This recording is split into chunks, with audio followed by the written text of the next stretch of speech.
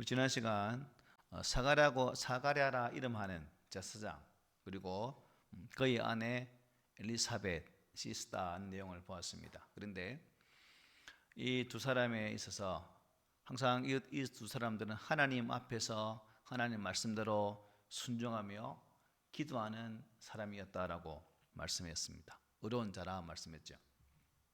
그런데 우리가 보았던 것처럼 이 가정에는 한 가지 심각한 기도 제목이 있었습니다.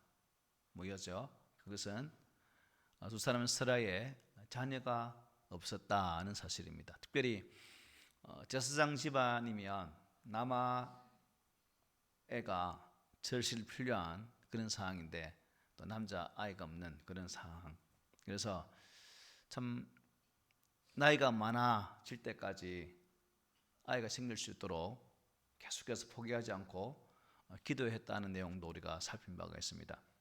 그러던 중에 사가랴가 자신의 반열, 즉 총 20반차 중에서 8번째 반열로서 이제 자기가 순서가 되어서 제사장 직무를 감당하게 되어지는 그러한 시기가 되었습니다. 그래서 성소에 들어가서 마치 이제 분향을 하는 그 일을 감당하는 사가랴에게 문득 누가 나타났습니까? 천사가 나타나서, 우리 오늘 보니까 가브리엘이죠. 가브리엘 천사가 나타나서 이렇게 말씀했습니다. 사가랴야, 무서워하지 말라. 너의 간구함이 들린지라. 내 아내 엘리사벳이 내게 아들을 낳아주리니 그 이름을 요한이라 하라. 이게 지난주에 보았던 말씀입니다. 뜬금없이 늙도록 자녀 없이 하나님께 속 아들 주시면 감사하겠지만 또 그런 상황 속에서 없는 가운데도 끊임없이 하나님께 매달렸던 두 사람의 하나님의 응답의 기도가 되어진 현장을 이렇게 말씀했습니다. 그리고 그들은 이제 모태로부터 분별되어진 그런 아이로서 나실린으로 이렇게 키워가기를 원한다는 그 말씀까지 받은 바 있었던 인물입니다. 그래서 우리가 17절에 있는 것처럼 엘리야의 심령과 능력을 가지고 아버지의 마음을 이스라엘 백성들에게 알려서 많은 사람들을 하나님 아버지께로 돌아오게 할 인물이었다라는 것을 말씀했어요. 그래서 참 우리가 이 말씀만 보면 분명 이 요한은 하나님의 큰 사명을 감당하게 되어진, 어떻게 보면 우리가 잘 아는 것처럼 광야에서 외치는 자의 소리로 살지 않고 제사장으로서의 직무를 감당하며 걱정 없이 그의 앞길이 좀 편안한 그러한 삶이 되겠지만, 우리가 잘 아는 것처럼 세례 요한은 그러한 편리함을 버려두고 광야로 나가서 주의 말씀을 전하는 선지자 역할을 감당하게 됩니다. 이런 상황이면 보통 자녀가 없다, 그런데 기도했더니 천사가 나와서 아들을 주겠다라고는 응답의 말씀을 주었다면 여러분 같으면 어떻게 하겠어요? 우리는 기분이 좋아서, 그죠? 그야말로 덩실 춤을 추지 않겠습니까? 그냥 온 동네방네 우리 와이프가 아이를 낳는답니다, 하나님께서 아이를 주신답니다, 막 이렇게 떠들 것인데, 오늘 이제 본문에 보면 믿음의 사람, 기도의 사람, 의로운 사람이라 칭함을 받았던 사가랴의 그 반응이 뜬금이 없어요. 즉 믿음의 사람으로서의 반응이 전혀 아니라 전혀 믿음이 없는 사람처럼 반응을 하게 됩니다. 18절 보면 이렇게 말하죠. 사가랴가 천사에게 이르되 내가 이것을 어떻게 알리요? 내가 늙고 아내도 나이가 많으니이다. 당황한 사가랴가 내가 이것을 어떻게 알겠습니까? 그야말로 이 말은 확신에 찬 대답입니까? 아니면 물음표가 가득 찬 답입니까? 의문이 가득한, 이게 무슨 소리? 내 나이가 몇인데? 요즘 같으면 내 나이가 어때 해서 하면 되는데 이 당시에는 그 노래가 없어가지고 모르는 것 같아요. 어쨌든 아주 현실적인 반응을 보입니다. 내 아는도 늙었고 나도 늙었는데 이게 무슨 일입니까? 라고 말하는 부분이죠. 여러분, 이 내용을 또 우리가 창세기에서 어디서 보죠? 아브라함과 사라의 두 사람의 모습과 똑같은, 백신화된 사람이 어떻게 생산하겠습니까? 웃잖아요. 그 모습과 똑같은 거죠. 그래서 아브라함은 이 약속을 주시는 하나님의 사자에게 하나님의 짐을 들여다 주는 것처럼, 즉 가볍게 해주는 것처럼 그냥 이스마엘이나 축복해 주시면 고맙겠습니다라는 그런 믿음 없는 고백도 하기도 합니다. 어쨌든 하나님께서 아브라함과 사라에게도 보여주었던 그 장면이 이제 사가랴에게도 그대로 나타나는 모습을 보게 됩니다. 사가랴는 기도할 때마다 여러분 뭘 달라 기도했겠습니까? 분명하죠, 그죠? 아들을 달라 기도 안 했겠습니까? 그런데 그 기도에 응답이 왔는데 반응이 이렇습니다. 우리 같으면 아멘, 할렐루야, 감사합니다 하나님, 감사합니다, 좋은 기도를 들어주셔서 이제 아들을 주시는군요, 감사합니다라고 고백해야 될 것인데 내가 이것을 어떻게 알겠습니까? 라고 말합니다. 그런 일이 일어날 수 있는 일입니까? 라고 말하고 있는 부분이죠. 본래 여러분 우리 다 그렇잖아요. 갑작스럽게 어떤 당황스러운 또 전혀 기대치 못했던 그러한 소식을 접하면 이런 반응도 보일 수가 있습니다. 이거는 이제 보통 사람들의 마음이죠. 그런데 앞에 보았던 것처럼 분명히 사가랴의 상태는 주변 사람들로부터 인정받는 제사장이었고 믿음의 사람이었고 어려운 사람이었고 기도의 사람이었기 때문에 당연히 하나님의 사람이 이 말씀을 주었을 때는 믿음으로 반응하는 것이 당연한 것인데 그렇지를 못했다는 겁니다. 내가 이것을 어떻게 알리요? 결국 이 말은 어떤 증거들을 나에게 좀 보여주시면 안 되겠습니까? 라는 그러한 말이기도 합니다. 여기서 여러분, 과연 사가랴가 그동안 계속 하나님의 전에서 기도를 했는데 사가랴의 기도는 어떤 자세의 기도였을 것으로 추론됩니까? 추측이 됩니까? 습관적인 기도, 그죠? 늘 하던 대로 목사니까 기도하는 모습 보여야 되겠죠? 제사장이니까 백성들 앞에서 기도하는 모습을 보여야 되니까 아마 그런 일환으로 기도를 하지 않았을까라는 조그만 추측을 한번 해보는 거죠. 정말 기도하는 대로 이루어지리라는 믿음이 없었던 상태, 전혀 기도도 하지 않았던 그런 상태에서 그냥 주저리 바리새인들처럼 그렇게 기도를 하지 않았을까라고 생각해 봅니다. 만약에 기도에 대한 확신을 가지고 하나님 응답하신 은혜를 간절히 사모하면서 기도드렸다면 이 반응은 전혀 어울리지 않는 반응이죠. 그래서 도리어 완이 벙벙해서 믿음이 없는 모습을 보여주고 있습니다. 기도를 우리가 형식적이고 공허한 자기의 말로만 기도하다 보면 이럴 수도 있죠.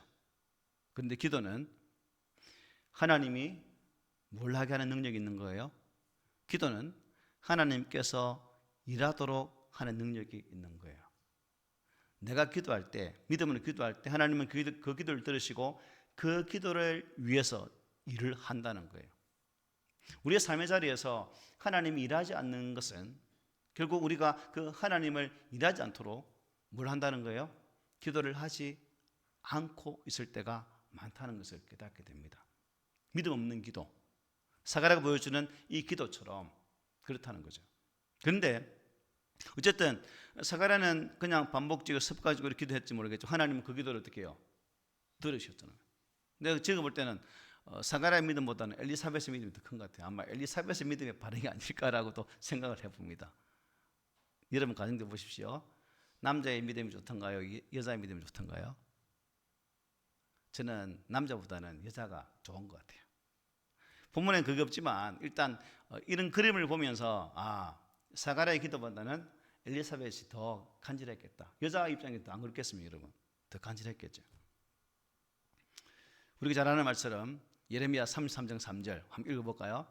너는 내게 부르짖으라 내가 네게 응답하겠고 네가 알지 못하는 크고 은밀한 일을 내게 보이리라. 아멘.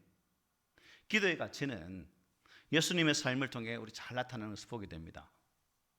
기도가 무의미한 것이었더라면 여러분 주님이 어떠한 큰 사역을 앞두고 기도했겠습니까? 아니면 새벽마다 습관을 따라 산에 올라가서 기도하셨겠습니까?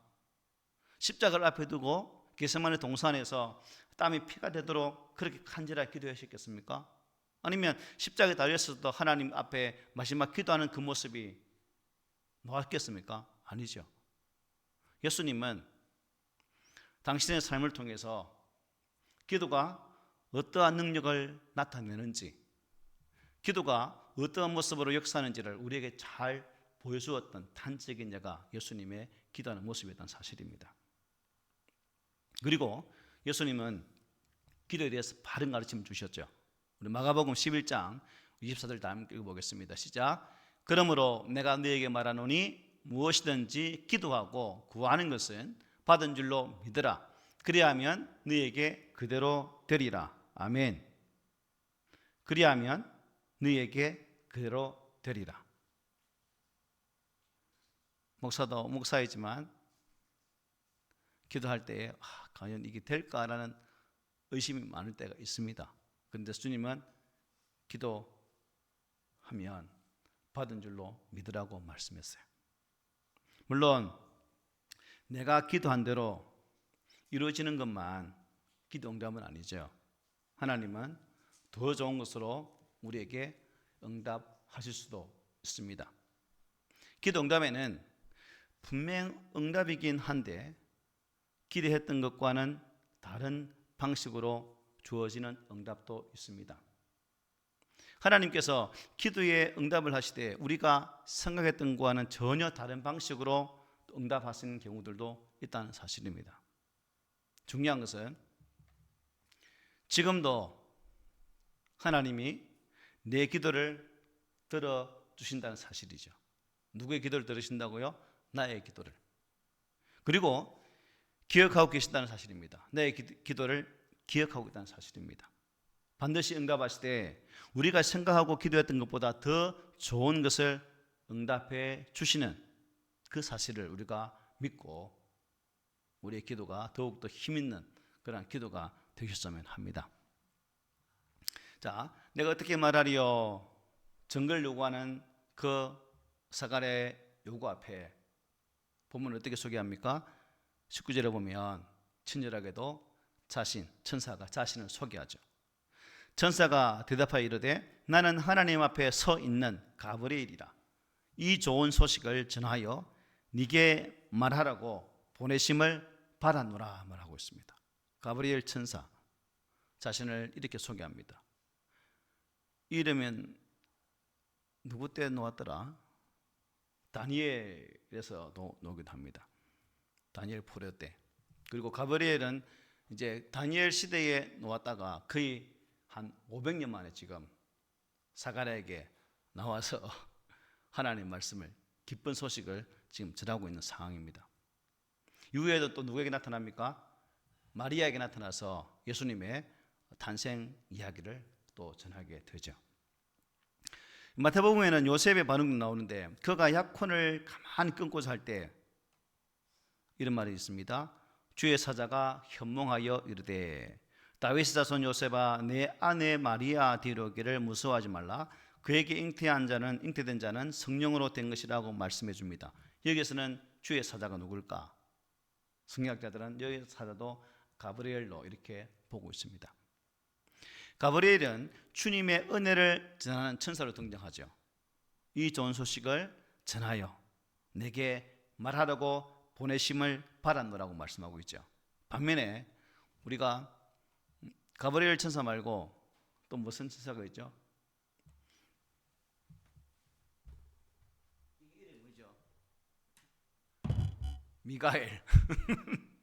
미가엘 천사도 있습니다. 미가엘 천사. 미가엘 경우는 다니엘 10장이나 12장에 보면 하나님의 공의, 심판을 지평하는 천사로 등장합니다. 그러니까 가브리엘은 기쁨의 소식을 전하는 천사이고 미가엘은 하나님의 공의로운 심판의 내용을 전하는 천사로 이렇게 구별되는 것을 보게 되죠. 어쨌든 이 좋은 소식을 전하기 위해서 보내심을 받은 가브리엘은 사가랴의 그 믿음 없는 반응에 본문에 뭐 실망한 게 없지만 아마 적지 않게 참 제사장인데 믿음이 그것밖에 안 되냐, 아마 속으로는 그렇게 생각한 것 같아요. 20절 한번 보십시오. 보라, 이 일이 되는 날까지 네가 말 못하는 자가 되어 능히 말을 못하리니 이는 네가 내 말을 믿지 아니함이었거니와 때가 이르면 내 말이 이루어지리라 하더라 말하고 있습니다. 가브리엘은 사가랴에게 책망을 겸한 증거를 보여주죠. 그게 뭐예요? 말을 못하게 막아버린다는 겁니다. 말을 못하게. 아이가 태어날 때까지 말을 못하게 합니다. 확실한 증거를 보여주죠. 실제로 그의 말문이 완전 막혀버렸습니다. 세례 요한이 태어날 때까지 그야말로 벙어리가 되는 거죠. 벙어리가. 사가랴 입장에서 보면 여러분 얼마나 놀랐겠습니까? 이 좋은 소식을 알고도 자신 아내에게조차 말을 못합니다. 뭐 말을 못했으면 뭐 같은 민족이니까 그런 쓸 수 있겠죠. 여보 마누라, 오늘 천사가 내게 와서 아들을 준다고 하더라. 뭐 그런 쓸 수도 있겠죠. 근데 말은 못하게 되어지는. 여기서 우리가 얻을 수 있는 영적 교훈이 뭘까요? 하나님이 믿음 없는 자의 말문을 닫아버린다는 겁니다. 우리가 전도할 때도 마찬가지거든요. 전도의 교훈에 적용해 볼 수 있겠죠. 우리가 믿음이 없으면, 전도에 대한 확신이 없으면, 전도 현장에 나가면 여러분 말이 잘 되는가요? 똑같은 현상입니다. 믿음이 없는 자는 좋은 소식을 전할 말문을 막아버린다는 겁니다. 우리가 믿음이 없어서 막혀버린 말문이 아니라 우리 모두가 정말 믿음 있는 사람이 되어서 우리 입술을 열릴 때마다 하나님 은혜의 말씀이 전거된다면 얼마나 감사하겠습니까?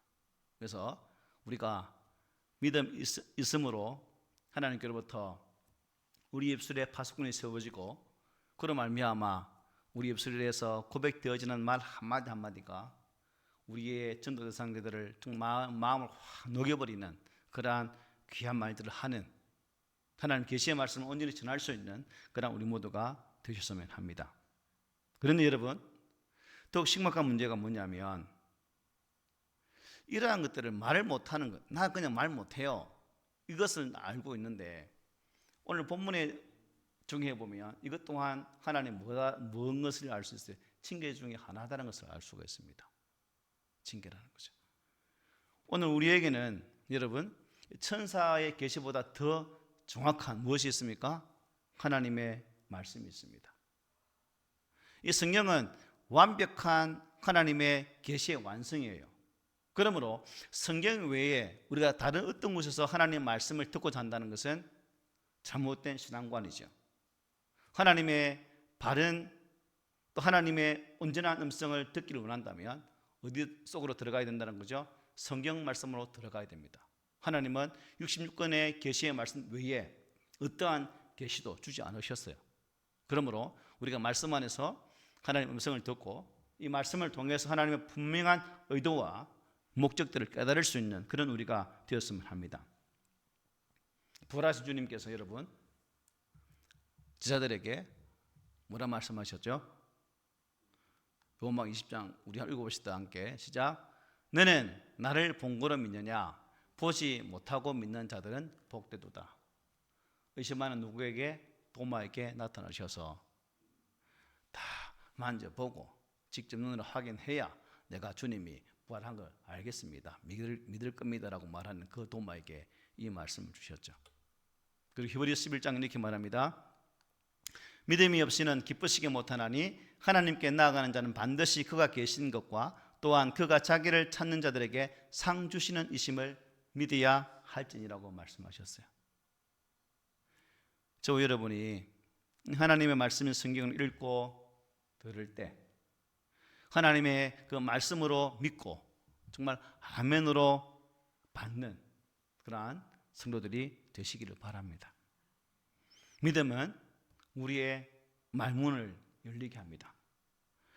말문이 막히지 않고 내가 받은 은혜를 마음껏 전하는 그러한 귀한 성도들이 되시기를 바랍니다. 자, 그런데 문제가 뭐냐면 제사장이 성소에 들어가서 하나님 일을 합니다. 지금 스가랴는 이 속에 들어가서 뭘 했죠? 향단에 분향하는 그 일을 맡고 있는 상황입니다. 제사장의 의복을 보면 우림과 둔빔을 그리고 판결의 옷을 입고 여호와께 순결이란 글을 쓴 옷을 입고 에봇을 입고 들어가죠. 그리고 긴 치마 같은 그 옷에는 금방울 이런 것이 석류 방울 열매 사이사이 이게 금방울 붙어 있습니다. 그래서 안에서 움직일 때는 인기척이 나겠죠. 그런데 들어간 스가랴가 반응이 없습니다. 제사장이 성소에 들어가서 하나님 일을 하고 나오면 하는 일이 있습니다. 무슨 일을 할까요? 우리 민수기 6장에 보면 아론의 축복이 있죠. 그 말을 이제 제사를 다 끝나고 나와서 이스라엘 백성들 앞에 성전에 모여 있는 백성들에게 선포하는 거죠. 우리 잘 아는 이 말씀입니다. 여호와께서 모세에게 말씀하여 이르시되 아론과 그의 아들들에게 말하여 이르기를 너희는 이스라엘 자손을 위하여 이렇게 축복하여 이르되 여호와는 내게 복을 주시고 너를 지키시기를 원하며 여호와는 그의 얼굴을 내게 비추사 은혜 베푸시기를 원하며 여호와는 그 얼굴을 내게로 향하여 드사 평강 주시기를 원하노라 할지니라 하라. 이 말을 선포해야 되는데 들어가더만 안 오는 거예요. 그냥 이상하다 생각하죠. 21절 보십시오. 백성들이 생각합니다.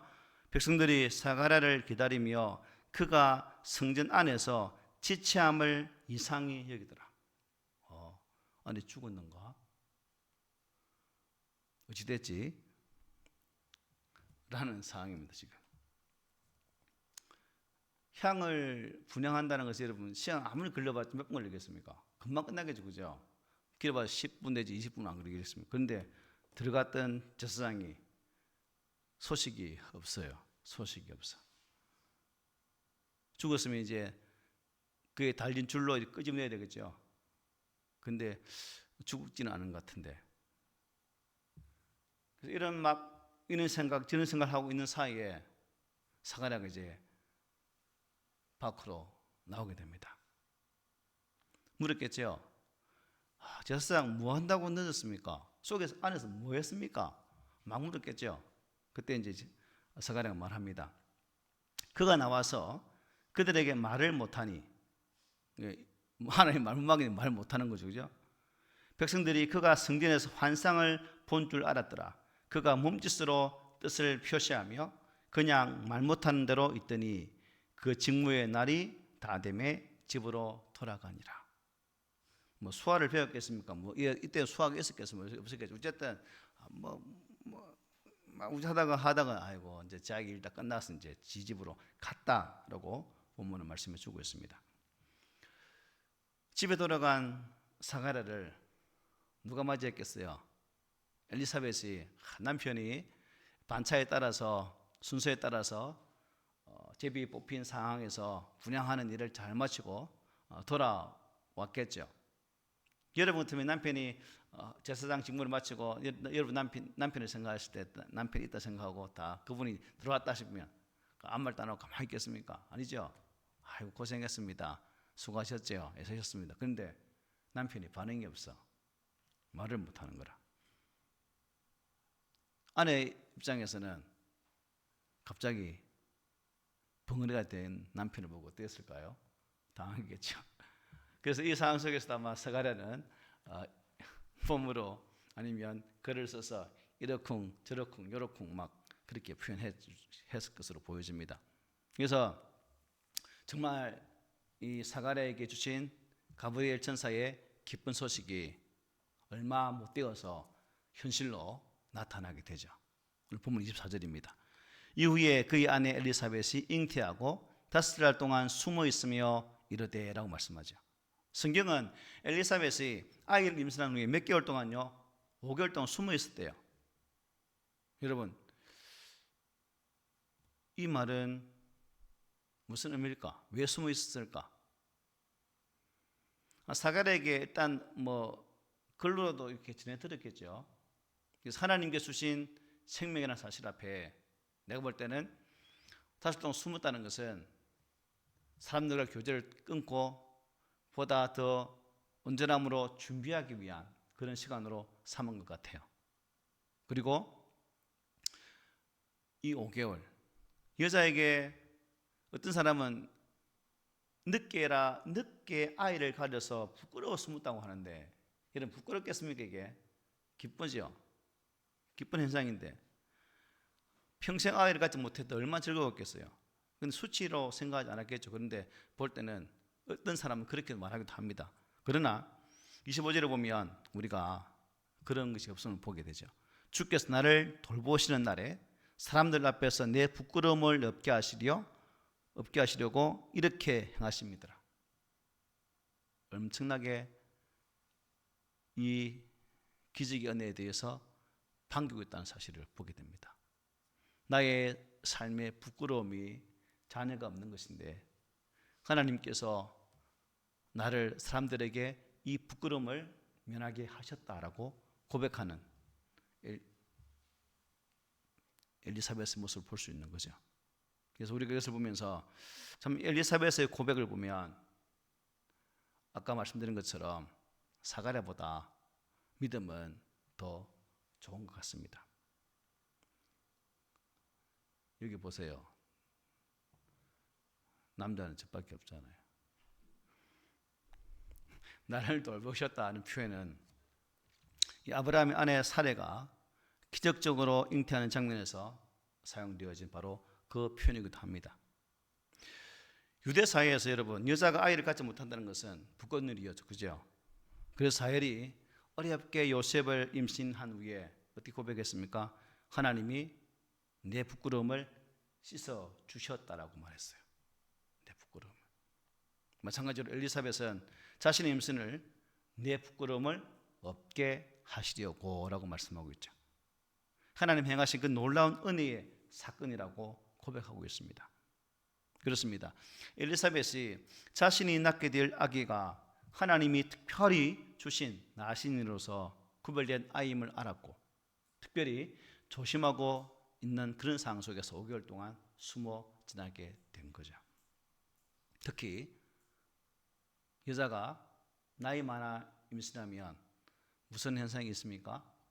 자칫 잘못하면 유산할 수 있습니다. 그래서 이래저래 조심했던 그러한 엘리사벳 모습을 우리는 이 말씀을 통해 추론이 가능합니다. 어쨌든 오늘 우리는 이 사가랴의 태도 속에서 중요한 교훈을 발견하게 됩니다. 그것은 아무리 오랫동안 신앙생활을 한다 할지라도 매일 예배하고 열심히 성경 읽고 배우고 기도한다 할지라도 실제로 하나님의 역사심이 구체적으로 내 삶에 나타날 때에 그것을 믿음으로 받아들이는 것은 결코 쉽지 않다는 것을 사가를 통해서 보게 됩니다. 여러분, 천국에 우리가 가잖아요. 천국은 어떻게 가요? 믿음으로 가잖아요, 그죠?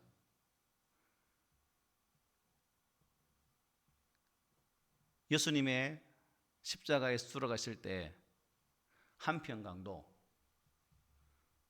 그 강도는 오늘 당신의 나라에 임할 때 나를 기억해달라는 그 한마디로 오늘 네가 나와 함께 낙원에 있으리란 말을 듣게 됩니다. 그 강도가 신앙생활을 열심히 했습니까? 아니면 성경 공부를 열심히 했습니까? 아니면 기도를 열심히 했습니까?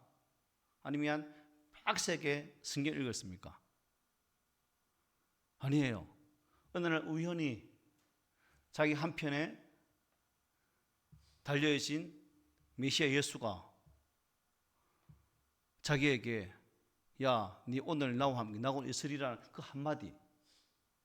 한마디로 인해서 천국 가게 되죠. 결국 이 강도의 고백, 당신의 나라 임할 때 나를 기억해달라는 그 한마디. 주님은 우리에게 요구하는 것은 어떠한 과정, 어떠한 것을 다 통과한 그런 상황 속에서 구원받는 것을 의미하는 것이 아니라 단순한 이 믿음이 구원받겠다는 사실을 우리에게 잘 말씀하고 있죠. 그러므로 사가랴가 보여주는 연약한 이 믿음의 모습이나 엘리사벳이 보여주는 이 믿음의 모습을 보면서 오늘 이 시대에 나의 믿음의 상태는 어느 상태일까?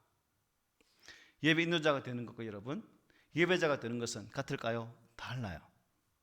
말씀을 배워서 아는 것과 믿음으로 받아들인 것도 달라요. 기도하는 이 행위와 기도한 대로 믿고 받아들이는 것 또한 다릅니다. 여러분들은 예배 인도자입니까? 예배자입니까? 아니면 아는 것으로 그치고 있는 사람입니까? 아니면 받아들이는 것으로 믿음으로 나아갑니까? 그냥 기도하는 행위로 끝나고 사는 사람입니까? 아니면 믿고 기도한 것을 받아들이는 그 믿음으로 살고 있습니까? 우리 하나님은 우리에게 바른 신앙을 요구한다는 거죠. 이 사가랴처럼 내가 이것을 어떻게 알리요? 라는 이 반을 가진 의심 많은 토마처럼 반응하는 그 믿음이 아니라 하나님의 사람이 주시는 말씀이라면 그 말씀에 대해서 확신을 가지고 아멘으로 받아들이는 그 신앙, 그 믿음, 이것이 오늘 우리에게 필요한 신앙입니다. 히브리서 4장 2절 함께 다 읽겠습니다. 시작.